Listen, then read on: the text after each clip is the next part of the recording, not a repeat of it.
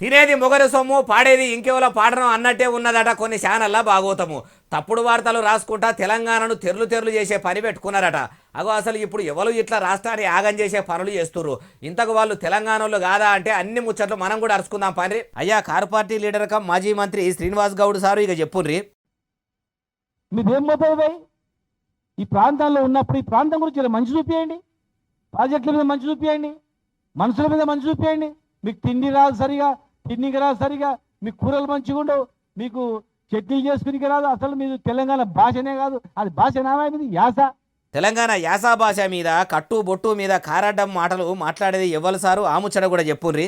ఇలా హైదరాబాద్ బిర్యానీ ఎక్కడ దొరుకుతుందా? వరల్డ్ ప్రపంచంలో తెలంగాణ ఫుడ్ అంటేనే ఒక ఫేమస్. అది తెలంగాణ యాస లేని సినిమానే పాస్ అవుతలేదు ఇవాళ రేపు.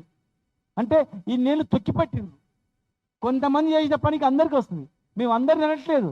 పొత్తుల రాష్ట్రంలో కావాలని కొందరు తెలంగాణ యాసను తెర మీదికి రాకుండా ఆపితే ఇప్పుడు ప్రత్యేక రాష్ట్రంలో కూడా పని పెట్టుకొని కొన్ని ఛానళ్ళోళ్ళు తెలంగాణ యాస భాష కట్టు బొట్టు సక్కదనం లేవని బుద్ధున్నట్టు వార్తలు రాసుకుంటా బుద్ధి లేని పనులు చేస్తుర్రట. అయ్యా మాజీ మంత్రి శ్రీనివాస్ సారు 10 ఏళ్ల ఏలుబడిలా మీ కారు పార్టీ లీడర్లను జోకినప్పుడు తెలంగాణ కట్టు బొట్టును ఎక్కిరిచ్చిన సప్పుడు కూడా చేయకుండా ఉంటుంది.